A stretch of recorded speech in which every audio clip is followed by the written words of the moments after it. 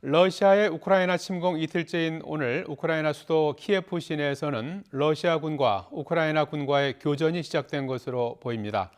러시아는 우크라이나 군에게 사실상 항복을 요구하며 우크라이나의 비무장화를 논의하기 위한 대표단을 인근 국가인 벨라루스 수도 민스크로 보낼 준비를 마쳤다고 밝혔습니다. 국제부 연결해서 자세한 상황 알아보겠습니다. 이동원 기자. 네, 국제부입니다. 예, 러시아가 우크라이나를 침공한 지 이틀째인데요. 우크라이나 수도 키예프가 러시아군의 공격을 받고 있다고요? 네, 우크라이나의 현재 시각은 우리보다 7시간 늦은 25일 오후 5시입니다. 이미 오전에 키예프 시내에서 러시아군과 우크라이나군의 교전이 시작된 것으로 보인다고 AFP 통신이 보도했습니다. 키예프 중심에서 북쪽으로 약 10km 떨어진 오블론스크에서 소총 소리를 들었다고 전했습니다. 소총 소리와 폭발 소리가 들리고 보행자들이 몸을 피해 달아났으며 더 큰 폭발음은 시내 중심부까지 들렸을 것이라고 현장 기자의 보도 내용을 전했습니다. 러시아 국방부도 러시아군이 키예프 외곽 호스토멜 공항으로 공수부대를 침투시켜 공항을 장악했다고 밝혔습니다.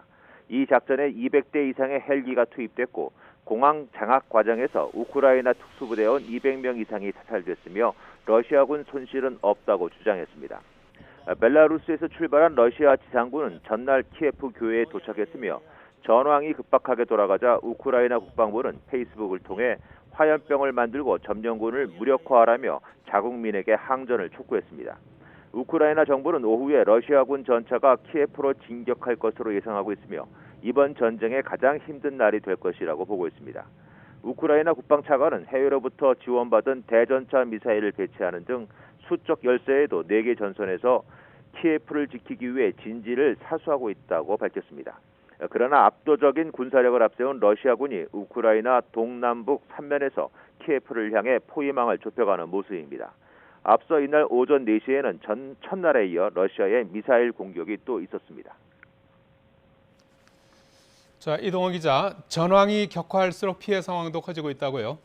네, 러시아와 우크라이나는 상대방의 피해를 부각하며 전세가 자신에게 유리하다고 주장하고 있습니다.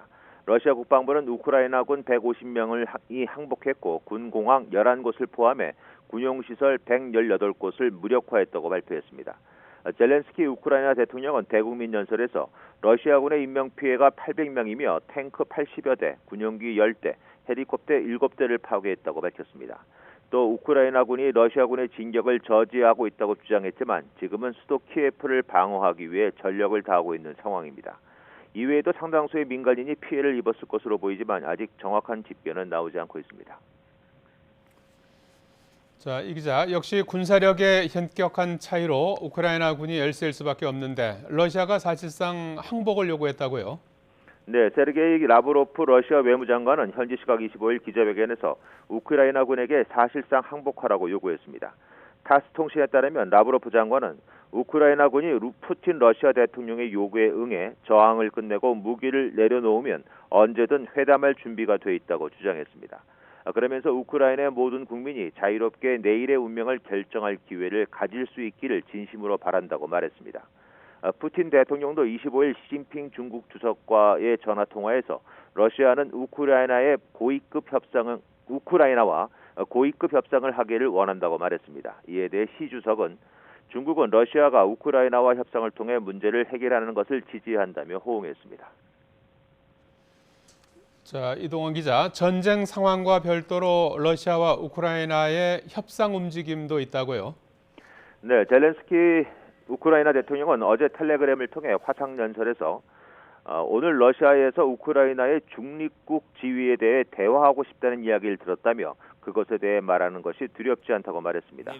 EU 정상들과의 통화에서 우크라이나의 나토 가입을 요구했으나 원하는 대답을 듣지 못하자 우크라이나의 중립국화 문제를 러시아와 협의할 수 있다고 밝힌 것인데요. 이에 대해 페스코프 클렘린궁 대변인은 긍정적 방향으로 가는 움직임이라고 평가하면서 러시아는 대표단을 벨라루스의 수도 민스크로 파견할 준비가 돼 있다고 밝혔습니다. 대표단에는 러시아 외무장관과 국방장관이 포함될 예정이며 페스코프 대변인은 우크라이나의 비무장화가 논의돼야 한다는 점을 분명히 했습니다. 앞서 벨라루스의 루카셴코 대통령은 이번 러시아의 군사작전에 벨라루스군은 참가하지 않았다면서 대신 러시아와 우크라이나 양국에 민스크에서 대화할 것을 제의했다고 밝혔습니다.